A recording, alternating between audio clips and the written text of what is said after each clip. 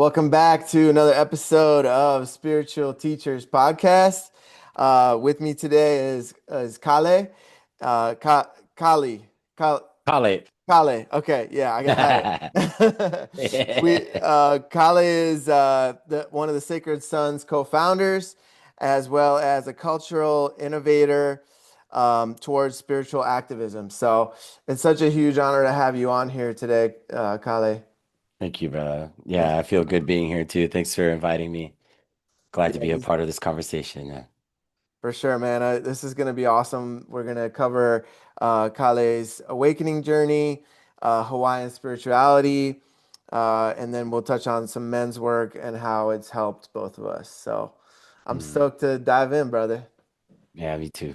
Uh, Awesome, man. So could you share with us how it all started for you and your spiritual evolution? yeah, it's a good question. I don't want to take it too long, but I'll say a little something. Yeah, yeah. It's it's always been a good kind of exploration of understanding, at least my standpoint. I grew up in a way where I wasn't always, as most people in the society, given a place of understanding that like you have a legacy to fulfill. Like you have a understanding that is built upon those who've come before you. So when I was younger, I had been raised, with my mother and like my grandparents and stuff, and I have a stepdad and things like that.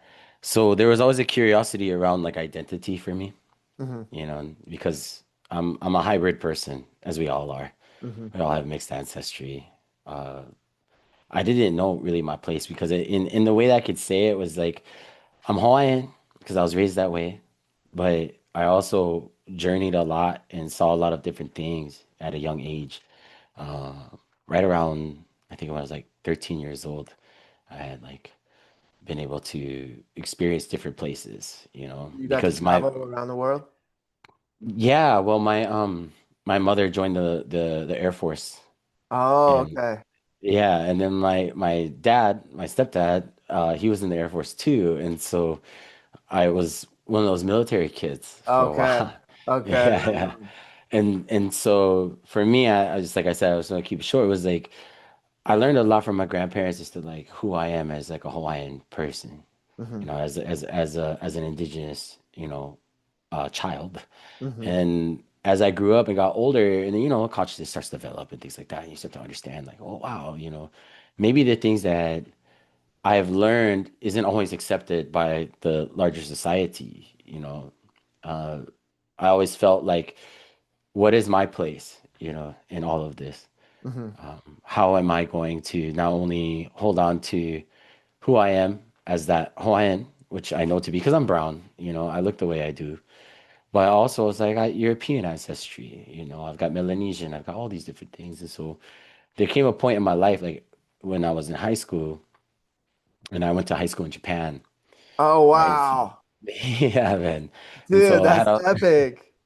I know I had a lot of multicultural experiences and lived in Tokyo and like all of this stuff. And so there was a part of me that always like clinged to the land, of back home.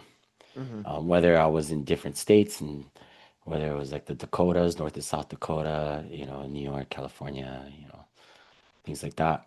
But there was a point of contact that for me was when I graduated, was like I wanted to know who I am. So I joined Halau when I was like 16 years old.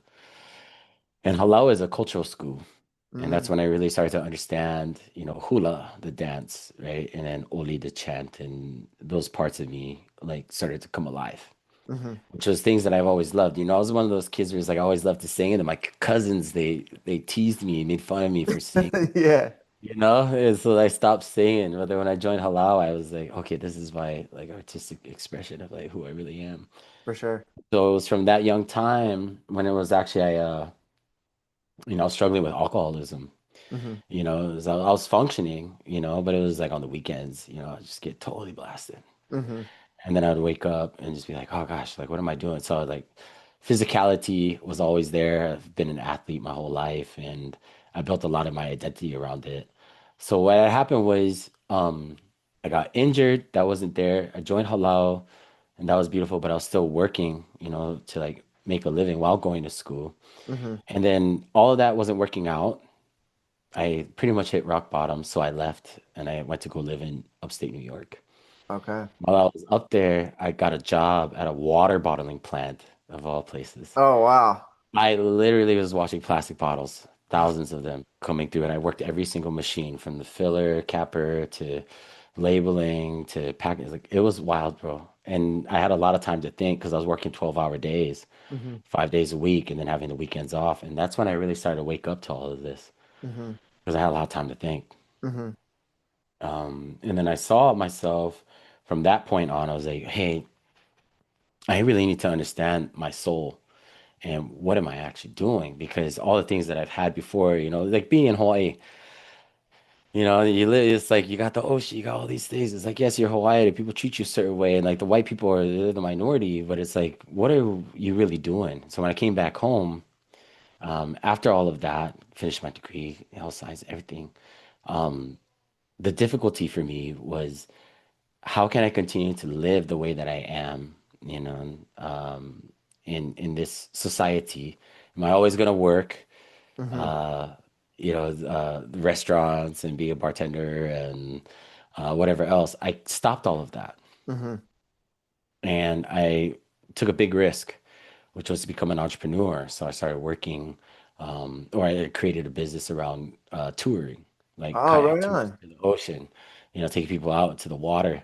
Nice. And yeah, and along that, I was also like doing bodybuilding, like functional movement stuff. And Nice. so that's when I really woke up, brother, is when I chose to like step out of that day-to-day thing to Mm-hmm. actually create, experiences that I felt like really called to. And halal was a big part of my life, it still Mm-hmm. is, Mm-hmm. with the cultural school, because it gave me that lens of like, how do you bring people into a regenerative understanding about who you are as a human being? Mm-hmm.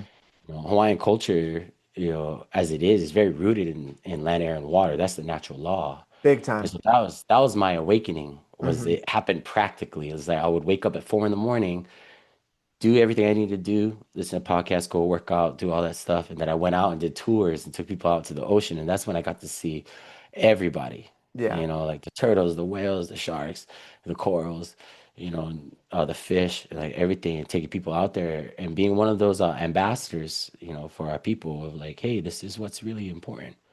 It's like whenever you come here, this is home. Mm-hmm. This is other people's home. They call And it the Aina, right? Aina is the land. Yeah. Yeah. Mm-hmm. Moana is the ocean. And then we have Moana. a Okay. we have a saying which is Makutu Makai, which is from the mountains to the ocean. And so for me, it was like one of those things is like, how do I break away from these toxic patterns that are diminishing me and then move towards enlivening myself, Mm-hmm. spirit, mind, and body? And that's really when it really happened when I made that choice to like cut off all the relationships that were not giving that to me and Mm-hmm. to enliven and invigorate the connections that were able to bring me closer to my ancestors. For sure. Like this is the kind of life that you're living in this modern way. It's a new old way. That's why I like have my thing, that Nice. new old way is real. And so that's how it came to be. That's how I awoke into it. And that's when all the songs and everything came was when I made the choice to cut off, sever, oki is what they call it in Hawaiian, these relationships so I can get closer to the natural Mm-hmm. and the organic. Like don't panic, it's organic. Yeah. So I had to I had to move through a lot of my own personal stuff, to really get there. And that's when I really awakened. It was the depth of knowing that I felt like a foreigner in my own home sometimes Mm. because I had traveled so long. Mm-hmm. But the root of what I was given was from my grandparents, my tupuna. Mm-hmm. And so I had to call upon them a lot.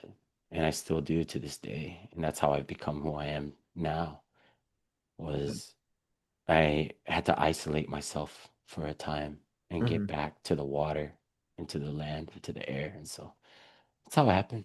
That's beautiful, man. That's really beautiful. So when I love that you said it was a choice, because for example, for my awakening, I made a conscious choice and I asked Creator, like, please show me the truth.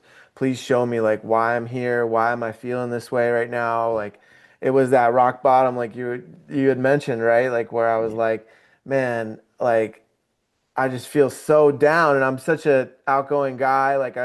I'm, in college I was like the life of the party, and Oh yeah. and like I was like, what is happening? Like, please show me, Yeah. And I made it like when I asked that, like really from the depth of my heart, that's when I was actually driving out here in Pennsylvania, and Mm, I asked, and then the sky opened up. This beam of light shined down on me, and then my Kundalini shot up my spine, and I mm. was like, "Whoa, what was that, dude?" Like I didn't know what it was. I didn't know anything. So it just happens like that sometimes, where it's like when our soul is ready, it there's a shift that happens. So, Yeah, I'm glad you brought that up. Like it came from the choice came from a place of desperation, mhm, and that's kind of like led itself through my life is like whenever I feel that desperation, um, I'm not the smartest man around, I'm not the greatest thing that you've ever seen, but I have a really good recovery rate. I'll bounce mhm. back.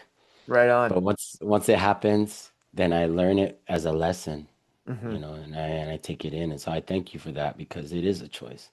I Hmm. really do believe that, as I understand um, depression, like, and there's like clinical depression too. Like there's certain things that have to be, sorted out, for each person as to where they're at. But the last thing we want to do is frame ourselves into that understanding that somehow all these things that are going on around us makes us less. And Right. that's not true, you No. know. And so my choice in that was I wanted to change my life for the Hmm. better, but not to do it in a way that was extractive somebody, or colonizer mindset or like any of those things. But I had to work in a system, Hmm. right? And it's like you're saying you're out in Pennsylvania, and it's like, it can happen anywhere, is what I'm trying to say. Anywhere. Anywhere. And Like sacred yeah. places are everywhere. Hmm. But it's like, can you see yourself as that sacred person that is in connection to those things so that it actually makes it real? Hmm.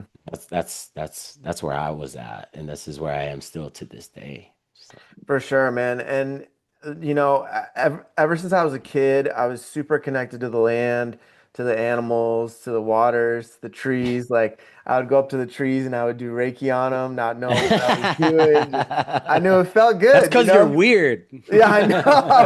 I was weird, but like I was in elementary school, I had similar kind of vibe where it was like everybody from around the world. Like in my class, I had Indonesian kids, I had Swedish Yeah. kids, I had um, African kids, like from all different parts of the world. Because Hey. I grew up like in a suburb of Washington, D.C. And Oh, over okay. there, yeah, it's like a melting pot, right? That's what's And up. and so I loved it. I loved that diversity. I was like, oh yeah, I love learning about your culture. I love, tell me Yeah, tell bro. me more. Like I had this, like even as a kid, I just wanted to know You as had a much as I hunger. could. Yeah, as much as I could about it. And then I had this deep connection with the land that I felt like nobody else really could understand. Like my Yeah. parents weren't there. Like we would go on camping trips, that was our thing, but um, they were connected in their own way, but in a different level of depth, like Mm, I felt like I was really like present in there, and they were kind of like, oh, it's mm, what trail are we gonna do next, yeah. which is all good, and we had a great time, but I always felt that, and from the more I studied, the more I kind of learned about different cultures. I found that Hawaiian culture and Native American culture from different tribes was had that depth Yeah. that I was feeling, and I was like, okay, and like when I came to Hawaii, like as soon as I got off the plane the first time, I felt that, I was like, wow, like that energy is here, and it's also like supercharged, like these islands are super sacred. Like I could feel it. That is what's true. Yeah. And then the more I learned, the more I found out that Hawaii, for a lot of people believe, was the remains of Lemuria. Yeah. and I feel like really connected to the Lemurian people, and from that lifetime, I really believe that I had a lifetime back then, and so there was like this like more spiritual, deeper remembrance when I came to the islands. And Yeah. I've only been on Maui and Kauai, but Kauai's got my heart from I just Good for you. I Yeah, love it there so yeah. much, man. Like I just feel really I I feel love really Kauai too. connected. Yeah, and the people there, man, like everybody's so kind and generous and so yeah, I love that. I love the culture there, and I just there's so much that the world doesn't know about Hawaii. So, um, Yeah. could you share a little bit about those deeper native Yeah. traditions and the native ways that maybe you studied or have just been embedded into you through being raised there? Yeah, brother, thank you for saying that. I'm glad that you feel into it too. And like on a soul level, it's like, yeah, there's this thing called Lumeria. Hmm. And for us, out here in Hawaii, it's like we don't see it that way. Um, we don't understand ourselves as Lumerians. Like we used to see ourselves as like Po'ehiva, which means like the sacred people from before, like Hiva Hiva Otneu, which means like those are the sacred black of the darkness. Mm, So, when it comes to Lemuria, it's an understanding that people has a broader generalization, right? Like as like a monolith. Like because when you talk about Lemuria, we're talking about, 20,000 years ago or more. Yeah. or more, Yeah. you know? And thinking about cycles, right? And like that's what's beautiful about religions, like the Hindu religion, they have those cycles, the Kali Yuga and like all this stuff. But off topic really, but what I want to say is this is like when it comes to understanding on a soul level is that when you approach places, the beauty of that is everybody has a certain kind of design that involves astrology, and the study of the stars, astronomy, and like all this stuff, right? In Hawaii, we already had all of that. Hmm. We didn't need telescopes to watch the stars. Hmm. We didn't need extra tools to be embedded in the places that we were at. And so when you talk about lineages of people, especially in the Pacific, as we call the ocean today, and Polynesian people, as we call them today, Hmm. we never saw ourselves as that. Hmm. But those ancient civilizations are still true to us because we still have the remnants of what all those were from that time. And so Hmm. our cultures are alive today because of that understanding, but it isn't approached in the same way, meaning that the overarching understanding of a lost continent, because Atlantis could be the same thing, right? Right. That's like on the other side of the world, as so I'm told.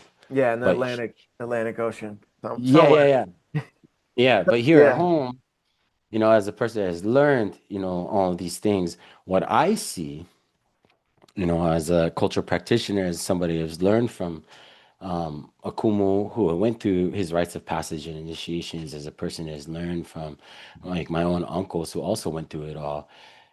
Their understanding is that like as long as the people know, like when they come here to Hawaii and they feel that thing about being connected and awakening to past lives or to what they see as what can be created, they need to care for the place and the Hmm. home always.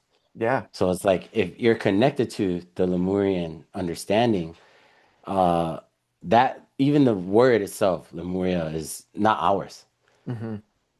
But the hope is that you'll understand if that's a real connection and that's important, that you come and invigorate the place Hmm. and make it better Yeah, for sure. because of that understanding. So a big part of the spirituality here in Hawaii is elemental. Hmm. It's getting it back to who we are when we were kids. Hmm. And that was our whole thing. The god and the goddess was the woman that holds the baby in her womb. Hmm. And the man is in service to that, no matter what. Hmm. And it made it very clear. And as you do that, how do you create a human being? Hmm. And that's what we did. There's a lot of things that didn't go so well, and we could talk about that too if you want. But the project, we could call it, as being a person that can bring life into the world as a woman. For the man, it was this is the highest praise we can give, Hmm. is that the culture will begin and end with the wahine. And that's the beauty of the language of Hawaiian is because it speaks more to the human soul than it does to the marketplace or the transactional, relationship. Because in wahine, you hear wa, which is the change. Right? There is, I mean, not the change, but like the era, the epoch, Hmm. right? There's a certain length of time. And then hina or hine is everything that is feminine. That's why we have the word for moon, which is mahina, right? Mm. You look at the phases of the moon. So we weren't conducted upon this Gregorian calendar or whatever, Right, right. it was done by the natural. Hmm. And so when you look at Hawaiian spirituality, it's not going to be given to you by a 12-step program or like limitlessness or anything. It's just like, no, you have limits. Hmm. And the limits is as long as the person is in stewardship to land, air, and water, and they understand that their faith belongs to the women that are bringing the children to, then you're going to create human beings that have a regenerative power. Hmm. So a lot of our language is around the regeneration of life around us, not to Hmm. diminish it, not to extract from it. So that's really the basis of it. And I Hmm. think that's the entirety of a lot of indigenous wisdoms and the keepers of those ways is like come back to that source, Hmm. you know, Yeah, no I matter love that. what. Yeah. Yeah, I love that. And for me, it's there's no better place to pray than on the earth. So Yeah. my favorite so far has been in the sweat lodge, where Yeah. you're in the womb of the mother. You're My built, favorite too. yeah, you build the womb of the mother, and then you're sitting in the womb of Mama Gaia or planet Earth, Yeah. and you're sitting there and you're the songs aren't songs, they're prayers, right? Yeah. And kind of like what you were saying is like the depth of the words and that connection to the land is so deep. And I've been I've been blessed to be in those ways for like 12, 13 years now, and Yeah. it really connects to that little part of myself, or that big part of myself that as a little kid I kept looking for. Yeah. And when I found it, I was like, okay, this is it. I want to keep learning and connecting to this. And yeah, man, it's to me, it's like, how can how can we believe in an external God when we're surrounded by so much beauty and God is all around us and we are part of all that? It's like how can we extort Oh the man. earth and the planet and like Hey. take so much from it when Yeah. we're actually like a part of it. Like we're gonna go back into the soil, and even like, Yeah. yeah, it's just like it's so that's always blown my mind. Like the corporate greed and that Yeah. ego driven, like, yeah, let's take, to me, the oil of the planet is the blood. That's how I've seen it in visions, and it's like we're taking the blood of the earth to fuel our vehicles. Like Yeah. it's really far out. Yeah, it is. Well, check it out too. This is like on that same level, like I can say it this way. A lot of times everything that we do, as people, we're part of a bigger story that we don't even know. Hmm. And we should know, actually, is because the way that we live in this society comes from a certain creation story. Hmm. And a lot of that is involved around the Bible or Christianity because that's just how it went for us, in the United States. And it looks a certain way. And other people, they have Islam. Other Hmm. people, they have Hindu religions. They have all these other things, Buddhism and all this stuff. I don't really like to put Buddhism as a religion. I like to see it as a philosophy. Hmm. But exactly what you're saying is just like, what is the lifeblood of yourself and what's going on? And like, so if we get back to the real teachings, of the indigenous wisdom. It wasn't about the dogma. It wasn't that there was only one singular person that was a representative of God. We had many gods. Hmm. And the importance of that was we're being inclusive. We were wanting to share, the ability to know that everything that is happening to you as a human being is meant to be uh, in reciprocity. Hmm. Gods are the way they are because they escaped themselves as humans. Hmm. Every god was once a human. Hmm. I mean, you talk about that with Jesus too. Yeah. So, like, the importance of the spirituality is that we don't leave ourselves as human beings. We stay there and to become the thing that our community needs, Hmm. right? To embrace it as a way that says, if we have a spiritual connection to something that's greater and bigger than us, call it great mystery, right? Like that's Right. why I love Sweat Lodge. And that's why I pour Sweat Lodges in that context, Hmm. is to invite people back to the plant, the animal, the mineral, the ethereal and the human Hmm. all at the same time. Because how are we else supposed to be ourselves, knowing what we know, if we don't have that? That's the basis of our existence, right? And so Hmm. what you're saying exactly is like, yeah, how many times are we going to repeat this cycle? Hmm. Like you touched on it too, like there's imperialism, isn't there? There's systems that involve racism, and those things are real. Hmm. Um, but if we sit in those, then we'll create the same, Exactly. separation polarities that they want us to do. Right. So the invitation is to embrace ourselves back to elementary, Hmm. which means that if you have a faith that a toddler cannot understand, why are you doing it? Hmm. You know, Right. it doesn't mean that the toddler has the greatest mind of all, but if they're not able to pick it up and see it for what it is and ask the questions that they need to ask as they grow up without saying, "Oh, look at the book." Well, Hmm. this is why that's a huge bypass. Right. So if Yeah. we look at our children and they're healthy and they're thriving and they're alive and they can ask their questions without being, ridiculed or judged or punished for it, then I think that's what our spirituality should be. Yeah. I like that. I really like that perspective. I've never, there's a lot of spiritual books out there, There are. and and some of the major ones.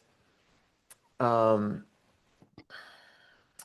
it's interesting because, like Mhm. you said, some people will go be like, "Hey, look at this page. Here's what it said," But that, like for the Bible, for example, that was written by people, you know. Yeah. That wasn't written by Jesus, and it was a group And it of has its own people. contradictions too. Right. And then people can also take it however they want to take it. And there's different levels of consciousness. So at different levels of consciousness, that book is interpreted in different ways. Same thing with any of the other spiritual books. Yes. And I mean, one spiritual book that I really resonate with is the autobiography of a yogi. Yeah, Yogananda. Yeah, because he wrote it as his life, right? Yeah. Like he literally was like, here's my life. Take what resonates. Like some of this stuff is really far out, but like it's possible, right? And he was like showing us that there's Wow. these all these different gifts that people can be given if they start to release and surrender to the greater power, right? And Right. and then those gifts aren't there to be flaunted. They are there to as a distraction, right? Right. And you just keep going along the path and don't get stuck in that gift. In India they call them siddhis. Yeah, CD. Sidhi. Yeah. Yeah. Yeah, and that has been really interesting because as I observe my friends that are on the spiritual path and different teachers, they'll share different gifts that they receive, and some people may be able to modify the weather, to be able to like keep the rain out from a certain spot, like for a wedding. I've seen it happen, Yeah. or Magic. slowing down time and then speeding it up in other parts of life. And then there's the really advanced people in India, Tibet that can levitate and those kind of things. And you know, I think that all these things are here for us to just show us that we are like I believe Jesus was showing us what is possible as a human. He was sharing his siddhis with the world so that he could so that people would listen and like see that he was somebody to like of that's been through the work, has been doing Sure, has been doing the practices and really diving into himself. And but his major sure, teachings were love and to love your neighbor and to treat everybody the same. And sure, sure. so, that's what I resonate with. And then when you trickle down, titrate all the religions, that's what everything is built off of anyways. Yeah, yeah, yeah. Sure, sure. Yeah, totally. Like, thank you for bringing that up because it's a good topic to talk about, because when it comes to indigenous like wisdom, especially when it comes to Americas, and here in Hawaii and everything else, we've had a lot of messengers before there ever was a Jesus, Hmm. and we listened to them Hmm. a long time. It's like we have Lono here in Hawaii. Lono was one of those that had come to us, and he brought the sweet potato. How did he bring the sweet potato? Well, obviously, he was somebody who had journeyed, to South America and to bring it back to us, and then also to give it to the rest of Polynesia. It's like we have the word uwala, and in India they call it kumara, Hmm. and it's a similar language in Maori. And so, when you look at the etymology of the words that are going on, and like you can see those things like appear in the history. That's the realness of our spirituality. We need to be an academic. You need to be like almost not a scribe, but a scholar Hmm. towards these understandings. Hmm. It's just like what you're saying is like, this is a great conversation, by the way. Thank you. Yeah, for sure. Because these are kind of the depths that I don't really get to talk about with a lot of people. And this is why it's important is um there have been many messengers, right? If you look at the, you know, Ocheti Sakoin, and um which is the Plains people, is like there's creator, but there's white buffalo calf woman. Right. She was the teacher. Lono was a teacher. Quetzalcoatl is there's the teacher. And Jesus comes in that way. And like for the Western world, it's like that's the one, obviously because of the campaign that had happened, for that religion to be what it is. But we already had that one here too. We call him Kale Kaalekahi, and he was actually like the cousin of Kamehameha. And he had his own disciples and all of these things. It's like, Hmm.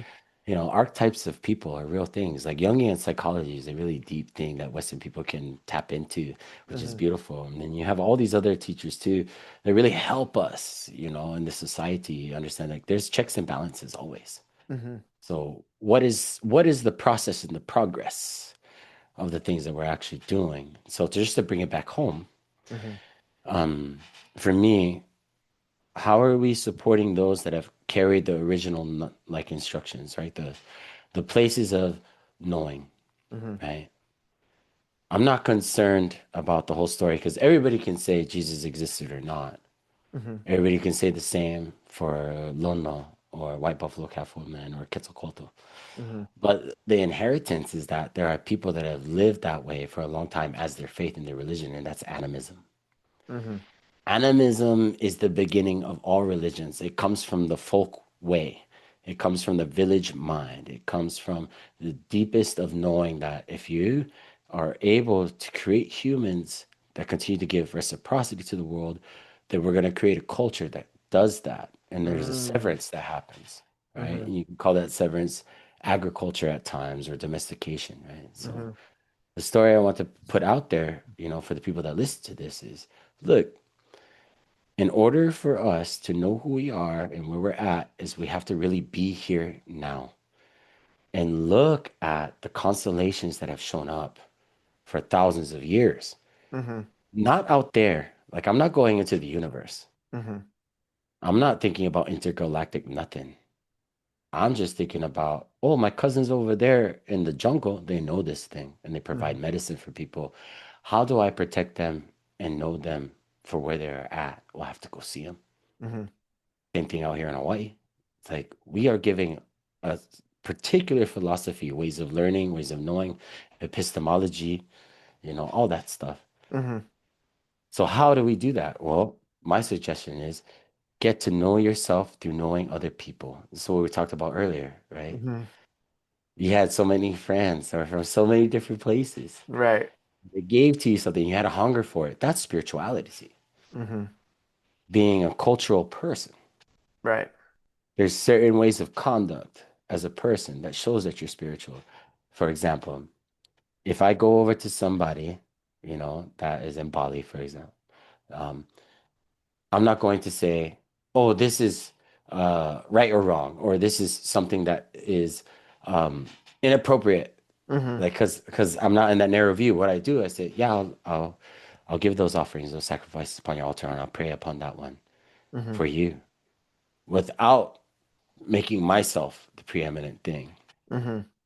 That to me is spirituality. Yeah.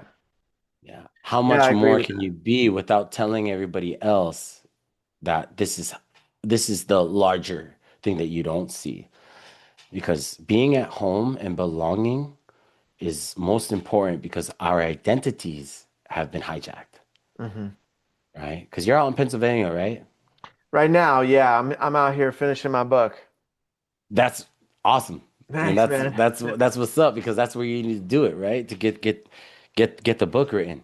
Well, this But is when I where it think all about started. This is where it all started for me. So I was like, I gotta come back to where it started because the book is about the journey. So, yes, bro, that was my same thing. It's like I had to come back home, hmm.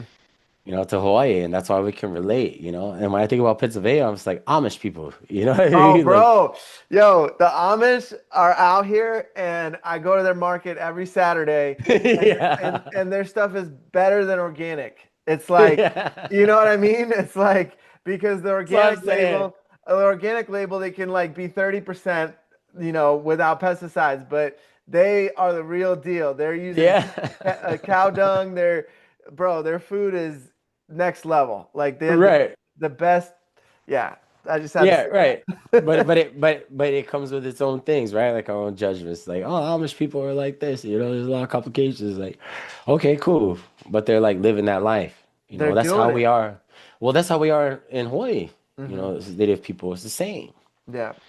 And that's what I'm trying to say is like, as spiritual teachers, as guides, as all these things, like the most preeminent thing, the paramount thing that we can do is be at home, grieve, praise, Hmm. love deeply, and create a culture from where you're at so that whenever you go to somebody else, you know that you're in someone else's home and you create something with them and you Yeah. innovate with them and show them things. This is what our people did, man, long ago.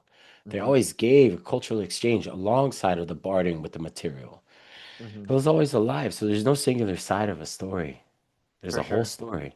And that's why like personal truths, is a difficult thing to Hmm. walk. The truth that is real is when you see people living in their own land the way that they are and you go to visit them, you don't bring your truth to them. That's missionizing. Hmm. So how else can we move as human beings in this time of great change where it's like you got the AI, you got the robotics, you got the automation, you got 3D printing, you got all these things. Well, it's time for us to really understand what our ancestors did. It's like let us exchange knowledge, Hmm. get back to the earth. Yeah. And that's the earth-based wisdom traditions are the things that have always been, and we need to get back to them. Yeah. Yeah, that hits deep, man. That hits deep. I was originally born in Russia and Yeah. and How you say your name in Russian again? Petya. Pieta. That's Uh, like Pete, and then Pyotr is the full name. And it's interesting because I took in my teenage years and my high school years, I kind of took a step back and really wanted to completely immerse myself in the, American culture. And I did. I went, all the way over to the football tailgating and getting, yeah. plastered and all that. But I went I went as American as you could get, Yeah, I feel you. and And now what's been happening is I'm like connecting back to what um the people of like the original people in Russia would do, like a very traditional aspect, like our version of sweat lodge is the banya. Oh, okay. So you in the villages outside of the cities, you have like small wooden, they're kind of like little homes, little shacks, and inside of them they'll have huge barrels of water that they'll have fires underneath, and then they'll Wow. have a cold one and a hot one, and then there'll be benches, like wooden benches, Mm, and it's like a way for a community to gather and yeah. to sweat together and traditionally you would use birch branches and Mm, you would whip each other with the leaves and you would wow. you would open up all the pores and like connect to like opening up the all the meridians, all the acupuncture lines and points and it was very it was a really beautiful way that they still do it in Russia where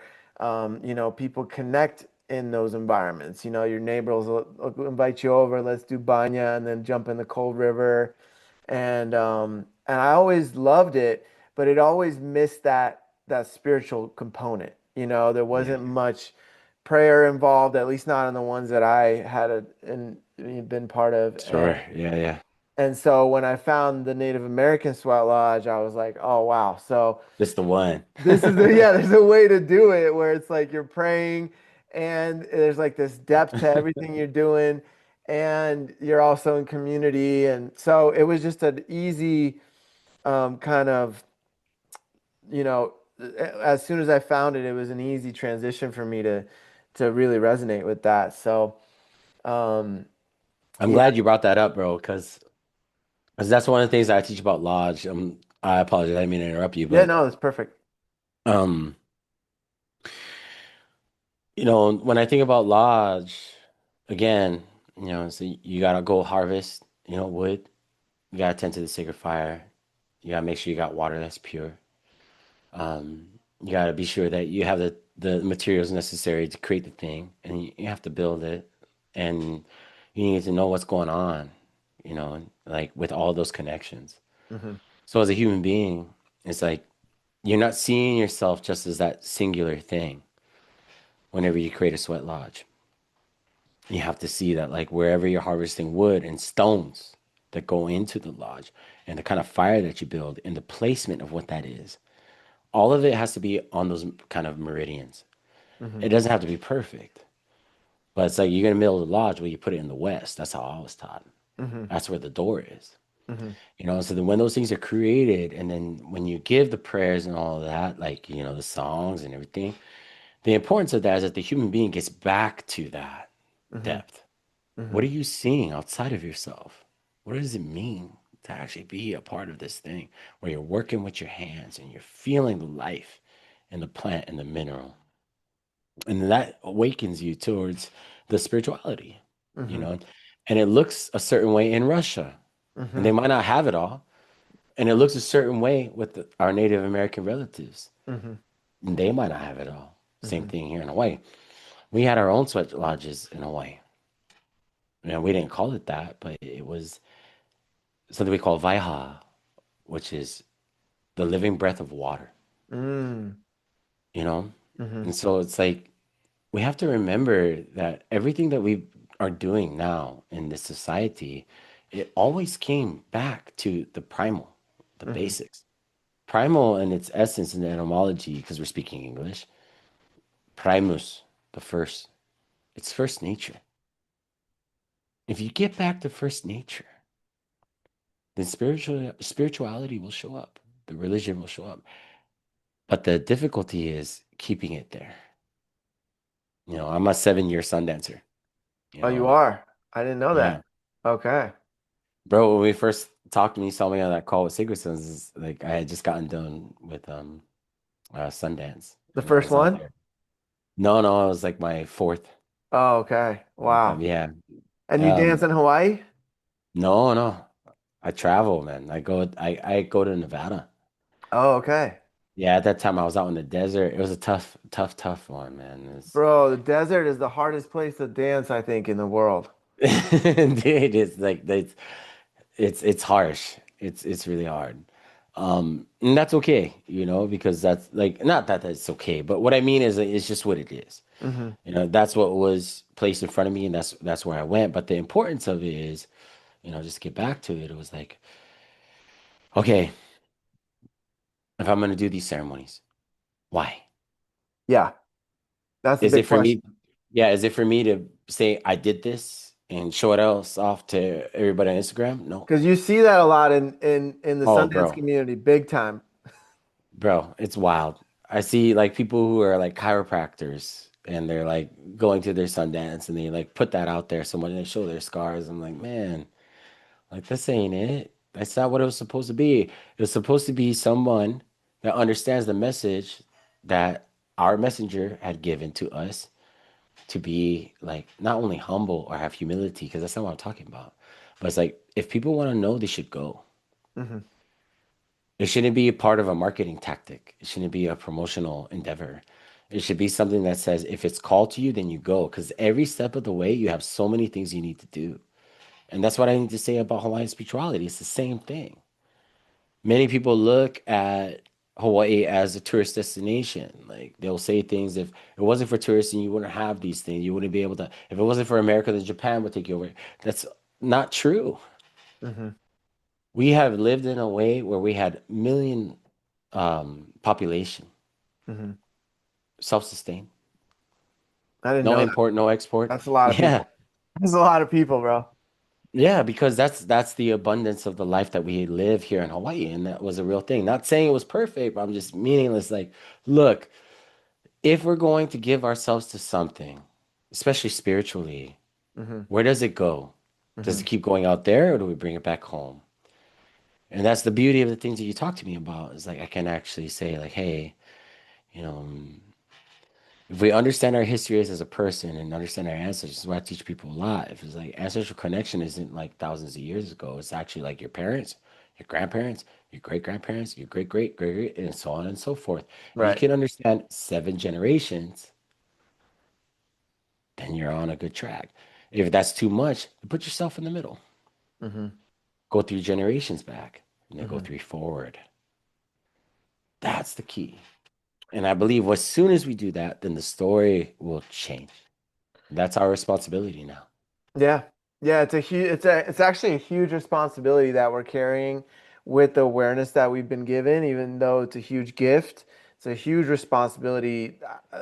Like I can't think of one more because Yeah. because that alone, we're taking the programs and all the things that our ancestors were carrying, all that pain, suffering, lack mentality, whatever it was Yeah. that was, you know, allowing them to survive, and Yeah. our generation, the ones that have awakened, whatever generation that is, we're breaking it all down inside ourselves, and it's not easy. It's not Right. easy. And then it's like you're not just working on yourself, you're working on your whole lineage and then the ones that are going to come after, and if you don't have your own children, it's like you're still impacting the children of your friends, your nephews, all the little ones. And so they're receiving that medicine even if you're not carrying it, you know, they're not carrying your actual lineage, 100. you know? Yeah. So, and I'm noticing that, like, my girlfriend has a grandson, and Yeah. he's already so tapped in. Like, he's Yeah. he's he's like 1.5, almost, Yeah. maybe eight a year and 8 months or something. But Yeah. he's so tapped in, and he's a blend of every ethnicity you could think of, That's what's literally up. everything in one little human. And it's so cool because I look at him and he just gets it. He knows what he's here to do. Like I can see it in his eyes, and he's just, it's like it's awesome Bro, because I I can know. I can just I feel like he fully sees me too. Like I really feel like he sees my soul, Oh, and there's not a lot of people that can really, in hey, this society, it's like it's not so easy to be fully seen unless you're there, on bro. on that frequency. Yeah, thank you, bro, for saying that because that's a real thing, is that my daughter, she's 8 weeks now. Oh, congratulations, man. Yeah, thank you, bro. But yeah, it's exactly what you're saying is like she does the same thing for me. Yeah. Every morning, every night, all day long. It's just like, wow, it's just so much love to this baby. And the incredibleness of it all is that she's so much smarter than I ever thought. Nobody ever told me or taught me, like this newborn infant Hmm. would show me all these things. They never talked about that, bro. All they ever said was like, "Oh, you're gonna have hard nights sleeping, you're gonna do this and that." I was like, as it happens, it's like I'm willing to give that Hmm. because my baby girl is she's that awakened. Like literally, like I'll put her on the potty. We have a little potty for her. She Hmm. goes, she knows what Oh to do. yeah. Yeah. And then she'll like look, like everybody that holds her since she was young, because that's what I want to do as a parent, was to make sure that my daughter was able to be held by a lot of different people. She just Hmm. makes eye contact. She I love loves it. them from there. Like I she love might it. not see them for who they are. It doesn't really matter, but she's like doing it, and everybody's just like, "Oh my God, this baby is powerful." Yeah. Yeah, and so that's what I mean is like that's like she was a little mermaid 9 months in her mother's belly. Hmm. She was woven. She was braided. She was created because she came from a spiritual realm outside of the human construct, and she chose to come here with us. Yeah. And she was formed by her mother, and then when she was birthed and brought into the world, she was continuously giving the gifts to us about that place that she had gone. But Hmm. now she's forgetting, she's forgetting. She's Yeah. becoming one of us. She's forgetting, Yeah. and then she's struggling with it all. And so I want to continue to help her understand that it's like the forgetting will happen, baby. Hmm. You're only 8 weeks old. That's okay. Hmm. The greatest gift you've given to us, for our community and for, me and your mama is that you showed up because we waited for you and we needed you. Yeah. See what I mean? That's what I'm talking about, the faith. Yeah. That's the faith, my brother. For sure. You talk about Hawaiian spirituality and all those things. Yes, that's where we go because our children give us the gift of knowing outside of ourselves of what we think is important. And that's what our children do. Mm. Yeah, So that resonates. That resonates yeah, real deep. Yeah. our faith should be that. Yeah. It Yeah, for should sure. call to the answer of the baby and guide them and Hmm. let them know that where they are at, we're in a time of great forgetting, but I won't let you forget. Hmm. You were born, my baby, Hmm. to lead something important because you were grounded here at home with your father, who's not only a native indigenous man, but he's a man. Hmm. And he loves you and he protects you no matter what. And he'll change your diaper, whatever we got to do. Yeah. Yeah.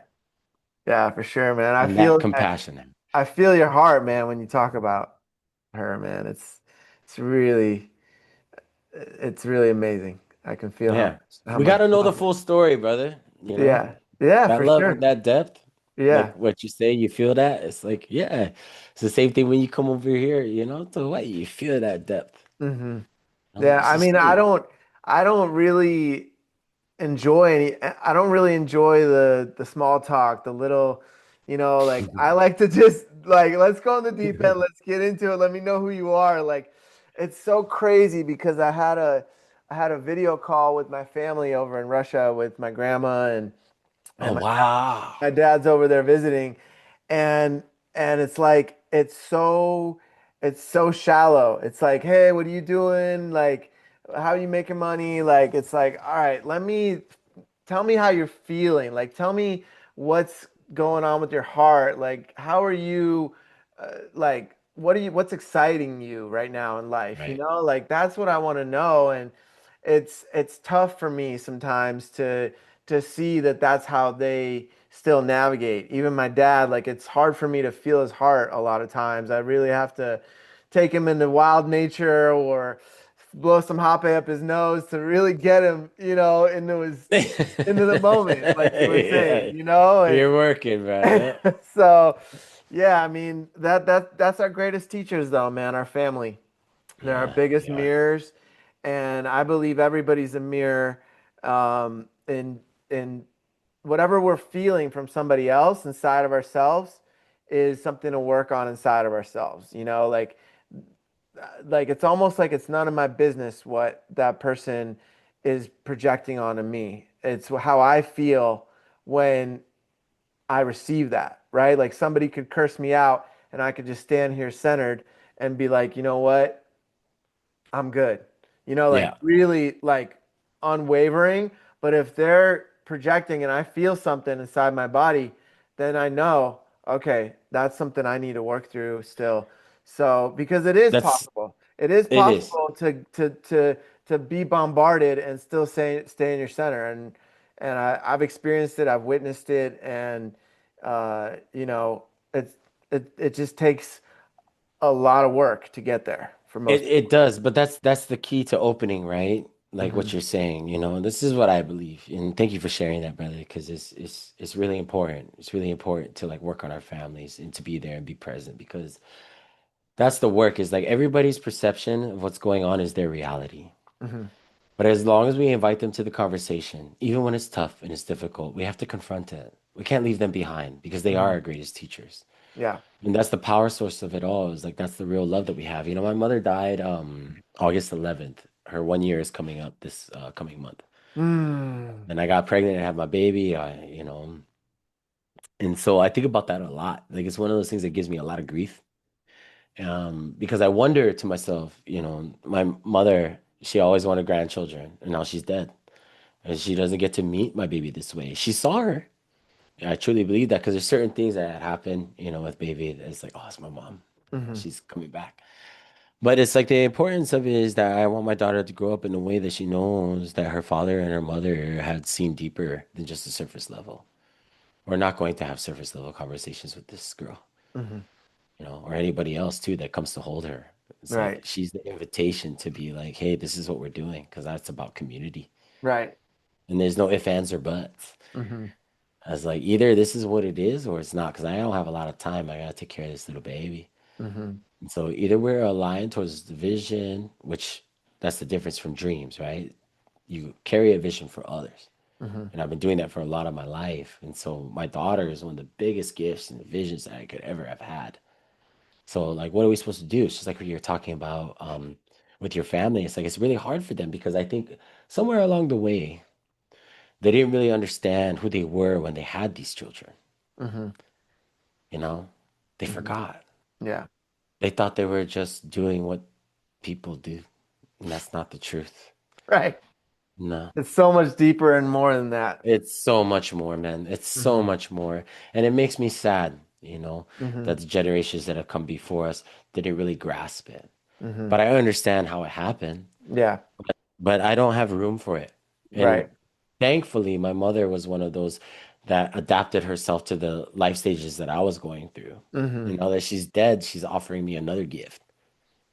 And Big that's a time. hard complication, because now I have my daughter. So let's take it back right now. Everybody in my life that I have ever understood and known at the level that I was at are no longer with me because Hmm. I'm here now. Hmm. So I have to create relationships that actually invigorate the channel for my daughter to be in a place, in a context that not she's going to have everything I didn't have because that's bullshit. Hmm. She's going to receive the things that I know she needed in the times of her growing up that For I sure. didn't have. Right. So that's the The difference. important stuff, not the material stuff. The That's w- what I mean. the wisdom, the teachings, the connection that we were talking about. Hmm. That's the real spirituality, is how do Hmm. you teach to them? And Hmm. that's what I was saying. It was like, if we're doing things all out there and going further than where we're at, our children aren't going to understand. And what they'll do is they'll submit to it or they'll fight against it. Hmm. Plain and simple. So I'd rather my daughter understand that she has a legacy that she needs to build and she's a part of it. Hmm. There's consequences and there's possibilities, but that's her choice. For sure. If she grows up and she chooses to be a dumb person, that's her choice. Right, right. because her parents are not that. Well, that's an And I interesting. love her anyway. Yeah, yeah, for sure, man. I thank you for sharing that because um, I can relate. My mom passed 5 years ago, Uh, and it's there's there's an initiation and a teaching in just in that, you know. Um, as soon as my mom left her body, she was in hospice and I was at the house, and I was meditating, and she came and sat down next to me, and mm, she was paralyzed from the chest down for 5 years before she mm, passed, and this was her first time being able to be free, mm, and she was flying around. She was so whew, she was so happy, man. Like just so happy wow. to be out of her body, and she sat with me, and she just like let me know like I'm free. I'm finally free, you know? Wow. And that moment, it just reminded me that death doesn't have to be this this this thing that in Western society it's been taught as like this thing that needs to be mourned and grieved, and like I've Yeah. watched some of my coworkers and friends like wait like spend years and years and years just in that same like, oh, why Yeah. aren't they here? I want them here now, like just not letting go, and like for Yeah. me, I knew she was ready, and she left right before COVID hit. And I know if she stayed around for COVID, bro, it would have driven her just bonkers, and it would have been just Yeah. terrible for her. And she chose, her soul chose just the right moment. In January 2020, she chose to leave. COVID hit February, March, Yeah. And so it was so clear to me from a higher perspective that she chose the exact right moment, and there was this deep teaching for me of like now she's with me all the time. Yeah. She appears as the birds in the backyard. She appears as the dragonflies, the Yeah. You'll butterflies. find her. She's You she's find her always when you look around. for her. Yep. Yeah, she's always around, and she's always watching over me, and then I can always send her love wherever she is in the galaxy, or if she's I believe in reincarnation, so if she's come Yeah. back, I can As do send her I. love that way too. So, yeah, it's a really interesting for me. It was really eye-opening to um have that. But the death that I felt was when she got paralyzed. Like that's Yeah. when I felt like she That's died a to deep one, me, man. because our relationship went from talking every day, Yeah. being super close, to like a text message saying, "Hey, can you pray for me? I'm dying." Yeah. And Yeah. so that was Yeah. the grieving for me. So when Mm-hmm. she Mm-hmm. transitioned out of the body, that was the relief. That was the liberation, and for me that was, really Yeah, brother. beautiful. Really beautiful Yeah. for me to know mom's not suffering anymore. Yeah. Yeah, brother. Thank you so much for sharing that, man. Thank you. Yeah, that's a deep one, man. I feel for you so much in that. Thank you for saying that because it takes a certain kind of, like intelligence we can call it or wherewithal to experience that kind of death with your mother who brought you into the world. Mhm.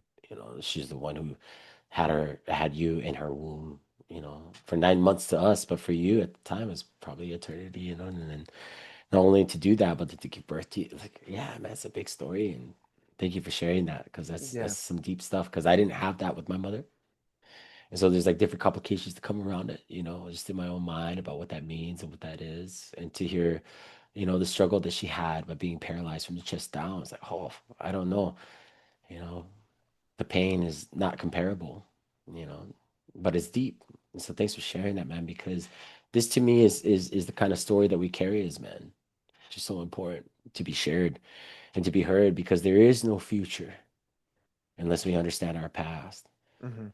And our mothers, as men, as women, everybody across the world, we all have a mom. Yeah. That's the importance of that. It's like we all share that pain. Hmm. And I think we really need to get back to that. It's like, yo, My mother died from a heart attack when she was celebrating her retirement with my dad. And I Mm, didn't get to see her in that time. And he tried his best to save her, you know.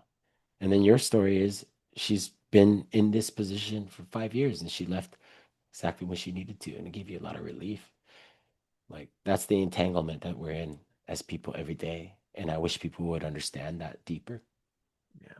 and really like hold somebody in that in a good way. So thanks for sharing that to me because man, the grief process that I go through, I know you understand it and can relate to it. So thanks for sharing, bro. There's some deep stuff. Yeah, for sure, Um, man. This is why we're here to remind each other. And in men's work, yeah, that was one of my favorite parts was that I could I could be going through the toughest thing in my life, right? And show yeah, up, and the dude next to me, he's got it 10 times yeah, worse than me, and I'm like, yeah. what am I even complaining about? You Sure, know? sure. Yeah, yeah. That's a And piece of it. Yeah. yeah, I mean, that was just one piece of it, but like that community and being able to hold each other in that Mm, space as men and like being really fully seen, like we were talking mm, about, right? Like mm-hmm. like like in when I would come to Sacred Sons meetings and then other men's groups I was part of and so on and so forth, it's like the when it's a powerful one is when everybody can take down their masks, let go of the shit that they were carrying throughout the week, True. throughout the day, and just be fully present with everyone there. And then Yes. and then that's when the healing happens. Depending, if it's three guys, 20 guys, doesn't matter. It becomes a collective nervous system, and then everybody is like holding each other in that, and Yeah. some guys are showing up in their fullest, just like I'm here, let's hold it for others. Other guys are at their lowest and they're like, brothers, I just need to be held, Yeah. and to me that continues to be so beautiful because I run a circle in Vegas now, Right and on. it's like if we're not going deep, what's the point? It's like I'm not I'm not doing this to I'm not doing this to have a tea party and talk about what our neighbors are doing and whatever. Like I want to I I want to know. I want to get into it Ah, and no. get to the root of why you're going through your addiction right now. Why are you repeating a pattern in your life? Like why do you have a charge with this man right now, and that's the deeper aspects of it. And I've been to all types of circles, Yeah, yeah. some that aren't as deep, some that were just like, all right, well, I guess we're doing this, So yeah, it's but Sacred Sons, man, has been such an important part of my journey. I found Sacred Sons in I think 2018, and it was like from the first time that I saw the guys gathering in LA and in these like outdoor situations before they were doing the circles in person, and like when they were first starting out, I was like, I love these guys' energy. I love what they're doing. I want to be part of it. And then I met them. I put out a prayer. I was like, God, I want to meet these guys. Please, like, open up the path for me to get to LA to them. And then as soon as I put that prayer out, I go to my buddy's what's it called, potluck, and Oh, all three of the original yeah. founders were there, and that night they signed on the fourth guy, Hmm. Neil, and it was beautiful to be there and meeting them on that night, and then to be part of the second convergence and to see the beautiful work Sacred Sons Yeah, man. were doing and are doing, and a lot of the guys from that are still some of my closest friends, man. So That's what's up. I'm super stoked because that's how you and I met, was on a call with Sacred Sons, I and I was like, know. this guy right here, I really like his energy. I saw you, bro. I saw you as your highest version. Thank you, like I man. saw you as the man you're at now and the man you were really stepping into, and I was like, at least how I perceived it, like Yeah. I didn't know you very much at all, but That's that all was good. my perception of you, right? And and um and the way I That saw means a you, lot. it was really beautiful. I was like, man, this guy is gonna do a lot of great things for the world. And so it's like a full circle, it's It is. I cool how it received, all brother. Thank you. yeah, it's cool how it all came back around. And you know, I've been one of my prayers has been to talk to somebody who is a sun dancer. Yeah. And one of my close buddies, I went and supported him last year Oh at no, his yeah. at Right his on. Sundance. Yeah, and he danced up in Oregon, and Oh, okay. and it was a really interesting dance because the lead, the chief, got really sick on the first day of the dance, Oh, and he had to leave. And so this his second in command stepped up, and it changed the whole energy of the dance. It was oh, so interesting because the the first chief, he was really um like outgoing and knew how to talk to the crowd right. and to the community, and everybody loved him, right? And the second in command, he was more serious. He was Inuit, Mm, and so he just carried himself in a very different way. And so it was, some parts of the dance were really hard to witness for me because of how he chose to navigate some of the situations that were happening, and and um mm, and also the ways that he was running it. It was just, his first yeah. time, I guess, fully running it, and it left me. It was my first Sundance, and it was really impactful, especially seeing my buddy um, Yeah. piercing and Yeah. then having a hard time ripping out. Yeah. So maybe you could talk a little bit about that, like Yeah. some of your experiences, whatever you want to share. This is Be good. amazing. Yeah. Yeah, I appreciate it. Yeah, thank you for going there and supporting your friend, supporting your brother and being there for him, especially with the things that have gone on. And it's your first time, so it looks a certain way, obviously, and with the change in the Sundance Chief. Like, Hmm. I've never experienced that. I've Yeah. always had that one Sundance Chief um throughout my time. So yeah, I can speak to it. Again, I'm just a baby in all of this. I'm not somebody that is like has the higher word or the authority. I'm one of those who completed his commitment. I did whatever I needed to do in order to get to the Sundance so that I can do the things that were important for the people so I could pray, for them. And I've got my scars, I've got my things, in that, my sacred items and everything. And I never thought it would be that way. It was different for me. I was invited into it because I've got family in it, and I didn't know, and so it showed to me something different. So that's where I speak from. So when I think about the different Sundances that go on, Sundance is all over. Now like people Hmm. take it to Europe.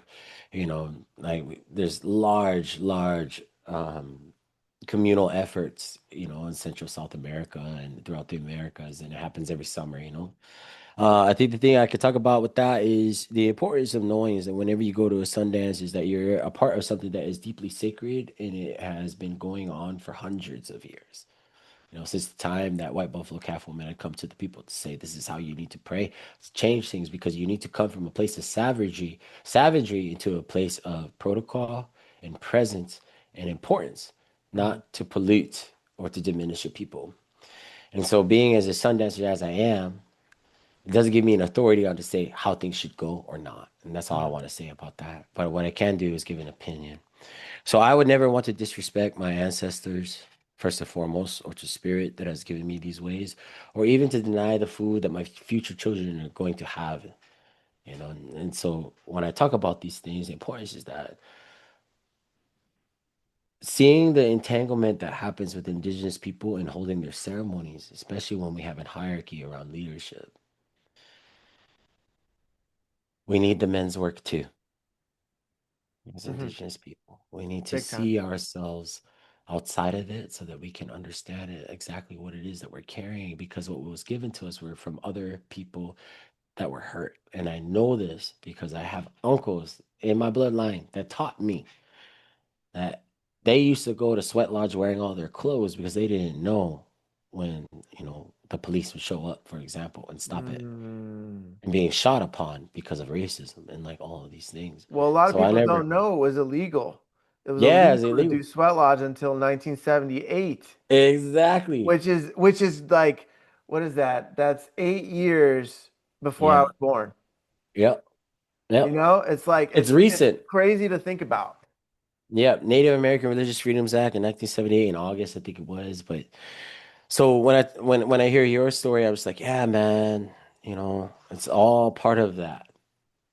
It all comes back to it. It's like, how far are we going to go without addressing the symptoms of the things that have happened to us, especially in these traditions? Because for me, as a Sundancer, when I went in, I'm still a baby, I'm just touching the surface. But after these 7 years, I understand that sometimes life will look glamorous and be everything you want it to be. But Hmm. most of the time, it's not. Hmm. And Buddha said that too. Life is suffering. Hmm. And I don't think he casted a spell to say we should all suffer. I think what he was saying was like, embrace the reality of what it is you're here to do. Hmm. And that's what Sundance does to us. Even in my own family, it's like there's complications. My uncles don't get along. My aunties are yelling at people. It doesn't look good. Hmm. From the outside perspective, especially covering Western mind of like, well, there's nonviolent communication. Can we do that? You know what I mean? Like, there's ways of, seeing each other, and that's why the men's work is really important. Because I can go in there and they'll talk to me about things. It's like, oh, you a big shot. What, you want to come in or with six pack abs? Yeah, you're gonna suffer. All right. Right. Yeah, Yeah. I'm gonna put you up. It's good. But just Hmm. remember, you gotta ask for help. Hmm. And that's a big lesson. So when I come to it, it's like this. There's the water of life. I've denied myself that. There's food that nourishes and nurtures my body. I deny myself that. And not only am I going to do that, but I'm going to dance from sun up to sundown with the sacred songs being played and everything that was set up before, 4 days in preparation for a 4 day ceremony. And then 4 days afterwards for reclamation. That's 12 days of an intense immersion of what it means to be deeply connected to spirit. Things are going to go crazy. People are going to get hurt. Hmm. There are things you don't want to see. There are things that people are going to want to mask with this idea like this is what it's supposed to be. That's not true. Hmm. This is just what it is. Hmm. Because if it's happening to me and I'm piercing, me being on that line is not just there because I think I need to tough this thing out. It's like, no, I'm praying for the benefit of the world, for people. The chief is there, but he's not important. Neither is the medicine man. They're there to hold the ceremony to make sure that it happens and all of us get out of there safely and Hmm. not kill ourselves afterwards because we don't understand the world we're coming back into. Hmm. You see what I mean? So there's big things at play. And so for where I stand, the importance of me doing that when I started was one thing. When I committed to it, it's a whole nother thing, Hmm. which is we need to innovate the culture of our traditions, as well as the people that aren't a part of it need to see us in that way so they can remember their own human soul connected to nature Hmm. and the primalness of what that ceremony brings. Because it attaches itself to everything. It doesn't matter what major religion you follow. Hmm. Sundance is for the people. And it reminds you of that fact. That's the hard thing to navigate. And so I feel you, brother. I get it. And I don't know you, brother. I don't know what that Sundance is like, but I can say I haven't always been uh, the best student, Hmm. but I've learned a lot. Hmm. And I always respect those that have come to me to do it. And I don't know why they do what they do, but I do see where we can do better. Hmm. So it's up to me to create that. For sure. It's up So to all my it's up blessings to upon your brother. the one Yeah, for that sure. stepped into Yeah, it. I And just I think all the he's prayers and blessings for him too. thank you, man. I think he's in it right now, or he's about to be in it for his second year. Yeah, This man. this was my third year of Vision Quest, and so I Hey, right on. thanks, man. Yeah, and I'm in that space where I'm like debating, is Sundance for me? And Mm, I've talked to different elders, and I've talked to many dancers, and I've been around many dancers in sweat lodges, and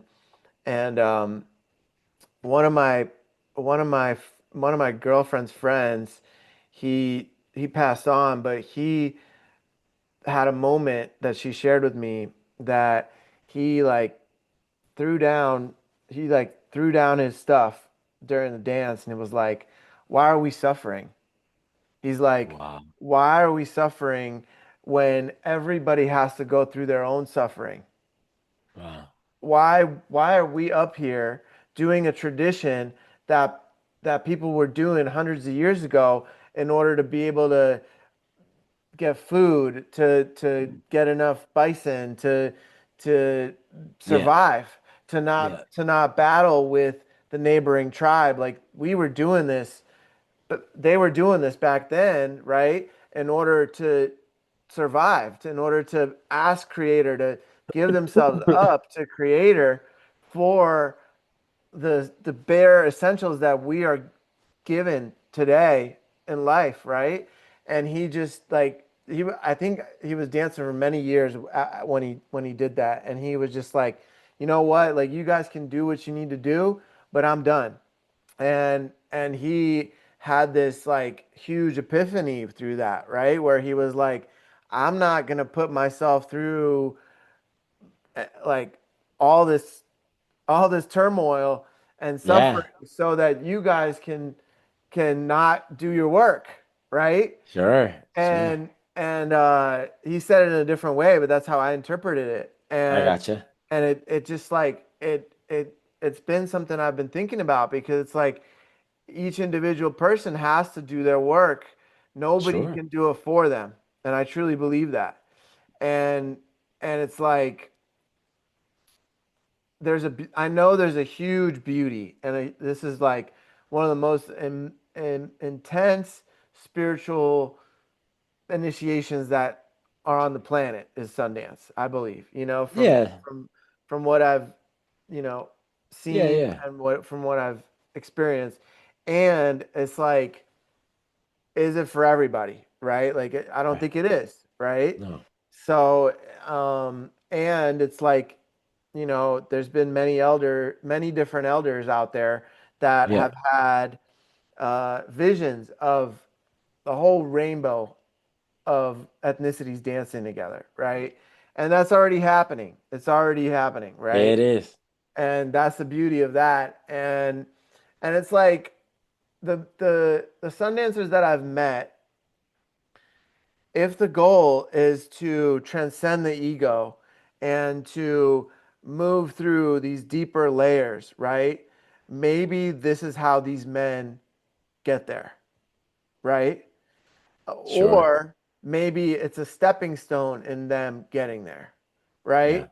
And then if there was this enmeshment of men's work and women's work and then dancing, then it would speed up that process, and it may not need that level of time, that length of time that for somebody might take 25 years of dancing to get to that place, that somebody that's really committed to the path may take them 5 years. It's yeah, yeah. who am I to say, right? Like everybody has their journey to get Sure. there. But and from some of the people that I've seen, that ego is very present in a lot of these guys, and it's kind of like a machismo thing. Like, look at how many Sundance scars I got. My whole chest is all ripped Right. up. My back's all ripped up, and then they're like standing there as like this alpha male. Like, what do you got? What do you got Sure. to Yeah, yeah. it's kind of like on the streets, right? Like it's like, what do you got? You got the bigger gun, you got the bigger, Yeah, I like feel what you. is what, and it's that energy, right? And Yeah, it's it to me it seems like it's going against the whole principle of it all, right? sure. Like if the goal is to experience the Great Spirit and to open yourselves up, like open your heart and really like feel the expansiveness of it all and the depth of like what we really are, right? Which is, Yeah, I believe, like a fractal of God, of Creator. Like if that's the goal to experience that, then there's many ways up the mountain to get there. yeah, yeah.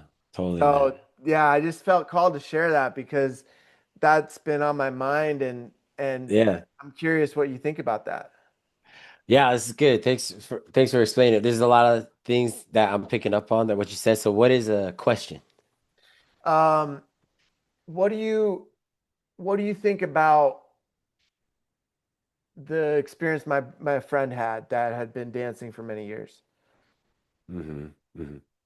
Yeah, I think so on the level that I go into it, right? So I'll just speak from my own personal experience, right? So a lot of what we deal with, in this society is individualism, and it looks a certain way for Hmm. everybody. And so trust me, I've seen it before.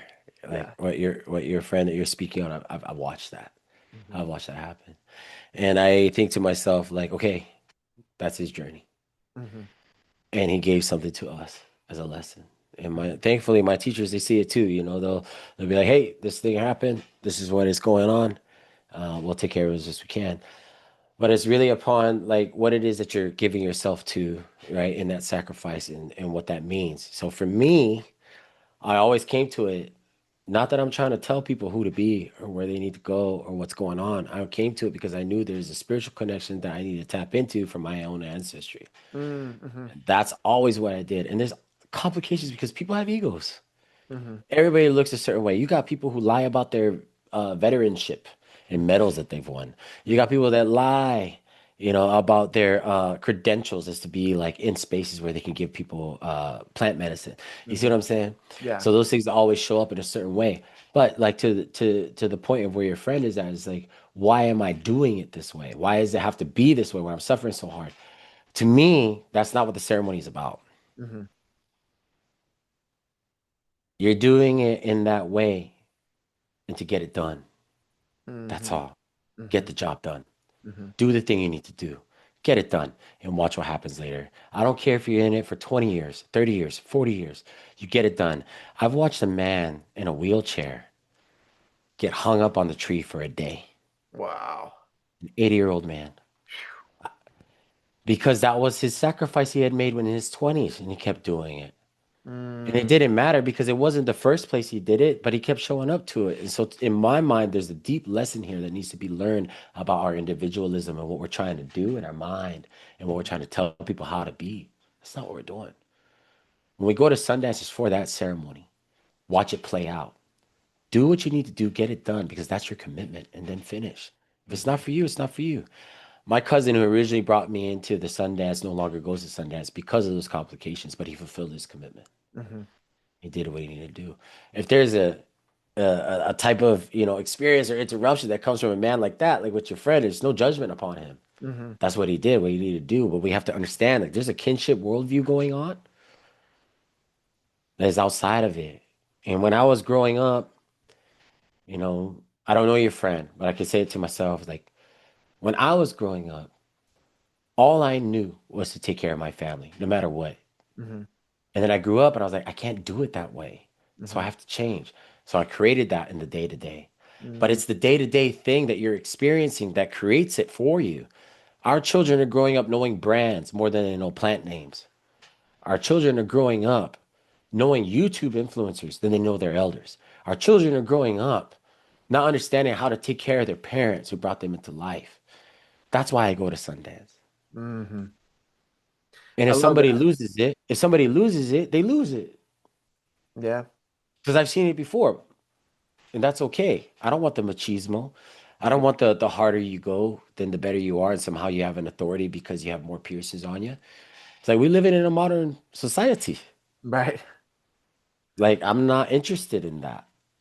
Yeah. But as a person involved in the ceremony, that's not a chief and not a medicine man, because I know them, I could never place myself above them because I don't know what their life has been like and I don't know what's going on with them. But I'm there for the ceremony, get the job done, Hmm. complete it, take care of your baby girl. I love that perspective, brother. I think that what you mentioned right there, it's all about the intention you go into it with Yeah. and what it is that you as an individual are desiring to get out of it. And the connection is going to be different for every person because everybody's journey is different.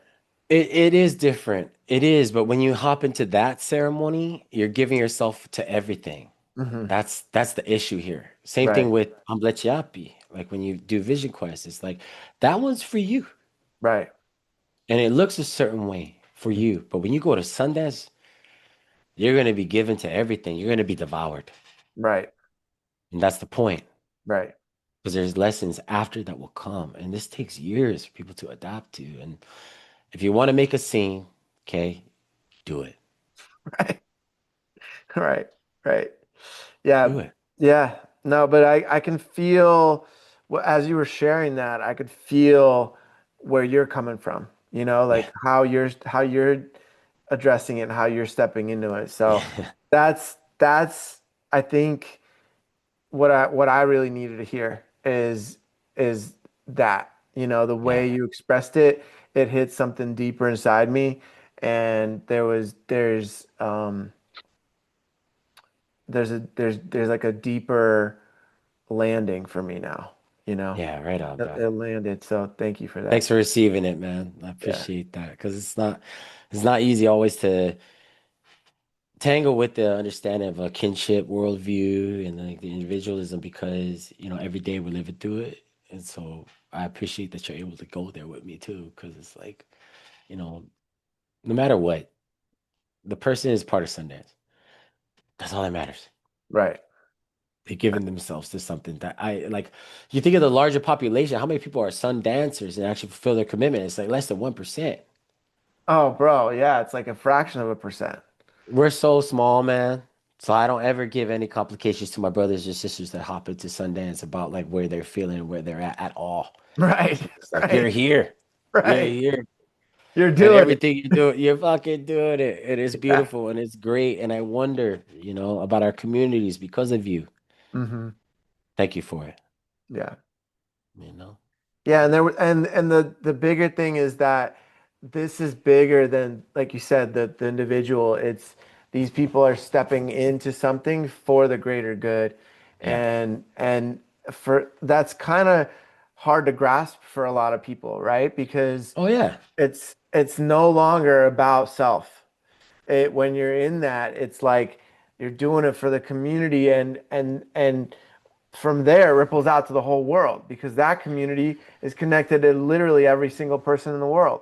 So when you look at it that way, it's like you're doing it for the whole planet, you know? Yeah. Oh, exactly. And that's a big thing to carry. So when I say it, it's just like when in doubt, stay out. Hmm.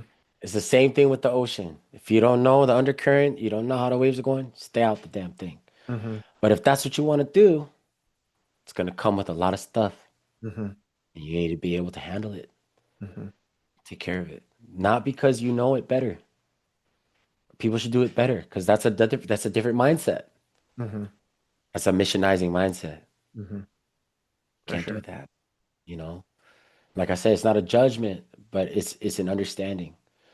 And that's what I've lived through, and especially with this. It's like, my teachers are not the best people, okay?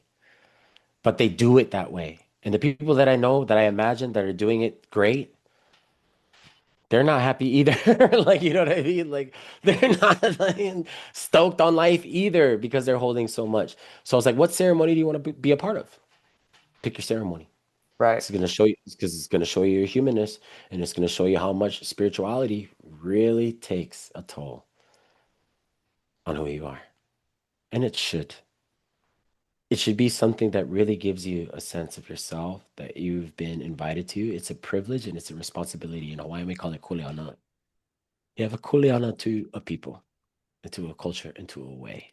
Hmm. Things will change through the children, but not in the moment. Hmm. That's childish. Well, I believe that people can change in the moment when they do the work.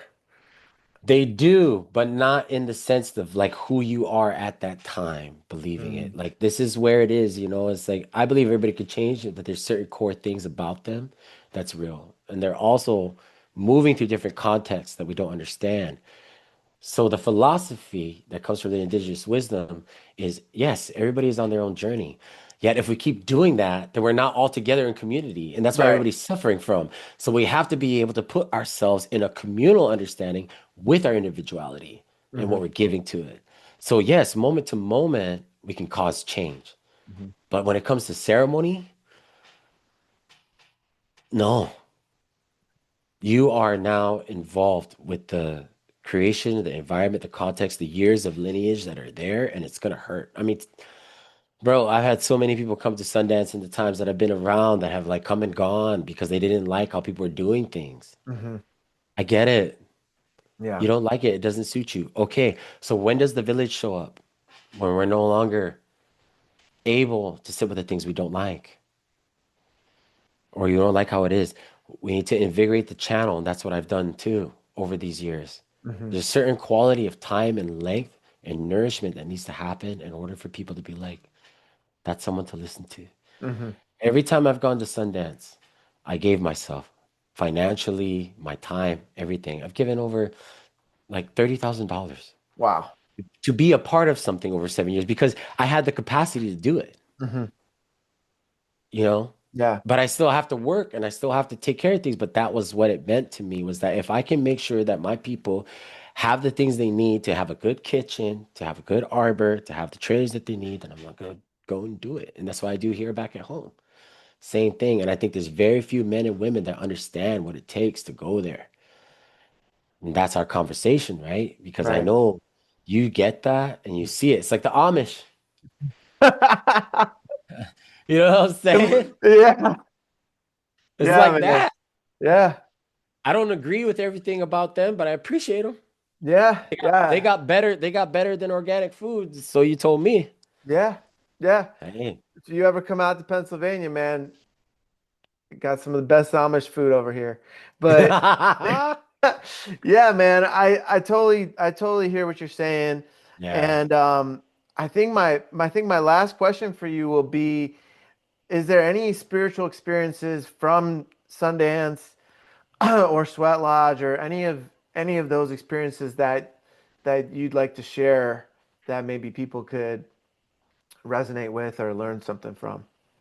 Yeah, brother. Thank you for the question. I really do appreciate all the questions you've asked previously because these are things I really wanted to talk about. And so I just want to, give my praises to you in this way of your connection and not just your cognition, but the deeply heartfelt ways that you journey with this. And I could say it like this, right? Is in my gratitude for you. Thank you, brother. I know who I am because of Hawaii. Hmm. I go to Sundance somewhere else because it's part of my bloodline because I'm Dakota. But that wasn't the preeminent thing that brought me to it.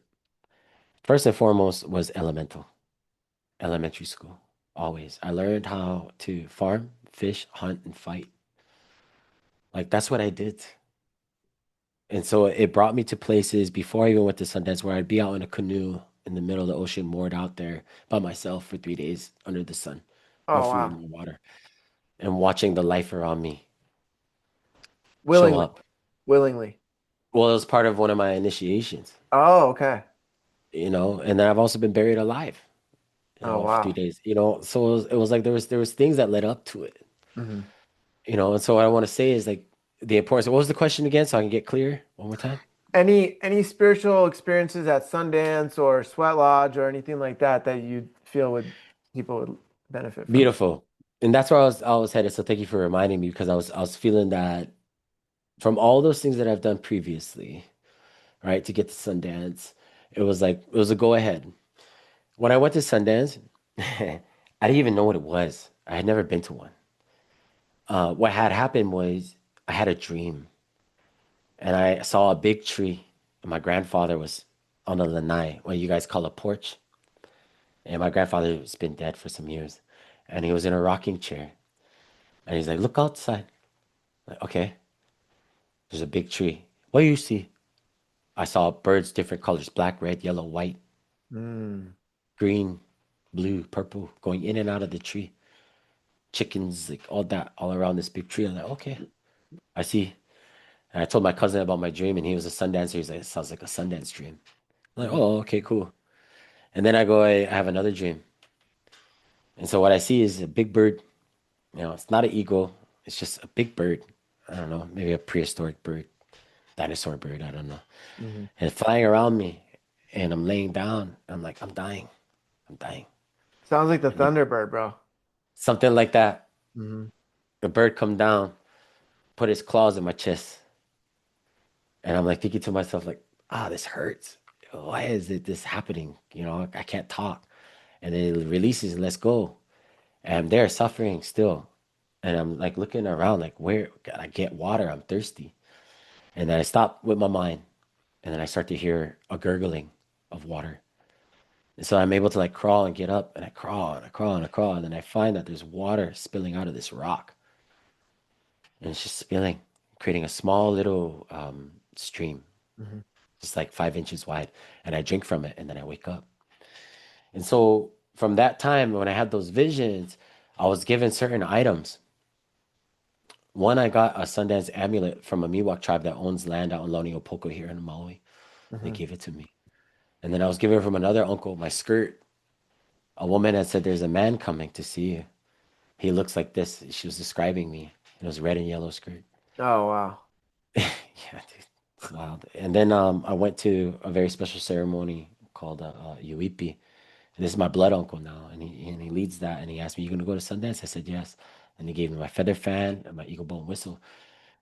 So those are the spiritual experiences that I had leading up to ceremony. Mhm. All of these things had come to me in the dream time, Mhm. and I didn't know. And then when I showed up to the dance, I already knew what I needed to give, and so I went, and I got everything I needed. In that span of the time was like a year. Mhm. And so the spiritual teaching there is this: cultural education will only come to you if you understand yourself as a relative. Okay. Your choices, your conversations, your community, the way that you involve yourself will always have a ripple effect and will come back to you. There is no right or wrong. There's possibilities and consequences, and it takes a certain kind of memory to call something like that back.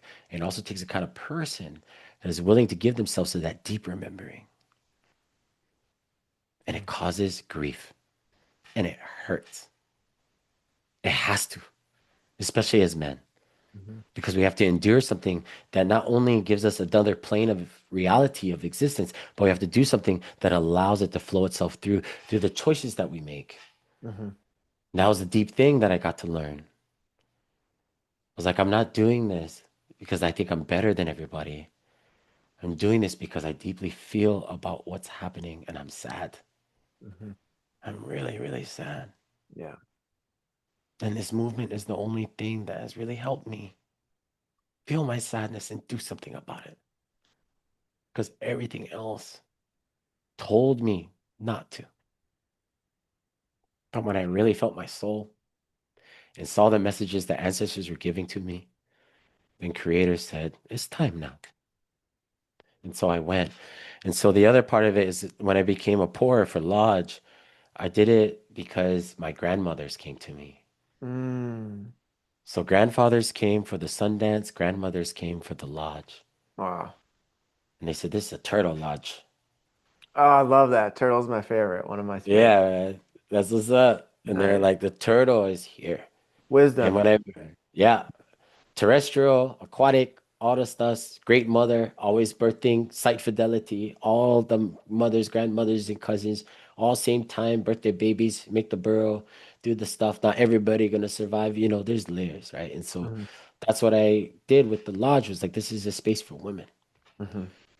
Because I do the man work. I do that way. But I need to create this for the women. And so that's how it goes. It's led by me, but always the invitation for women to sing, to bring their medicine, and to open up for if there's a lodge pour, or if there's a women's circle that needs to happen, and that's what we do now. I love that. And I learned that from my traditions here in Hawaii, because we're matriarchal, and I am my mother's son. Hmm. I love that, brother. I love Yeah, that. Thank you she for loved sharing that. turtles. What's that? She loved turtles. Oh yeah. Yeah, man. Turtles are the best, man. And I know I have a strong feeling that your mom's really proud of you, man. Thank you, And bro. I know that you're a great dad and you're gonna continue to be a great dad. And Thank you, bro. it's been such an honor to have you on, brother. Um, This is a true honor, man. I really felt your heart today, and it's been really amazing, man. I'd love to sit and lodge with you one day. let's do it. Let's do it. Sounds Yeah. good for me. Thank you, brother. I appreciate it. Hey, malama ika aina, take care of the land. She'll take care of you. Love you, Have man. Until next time.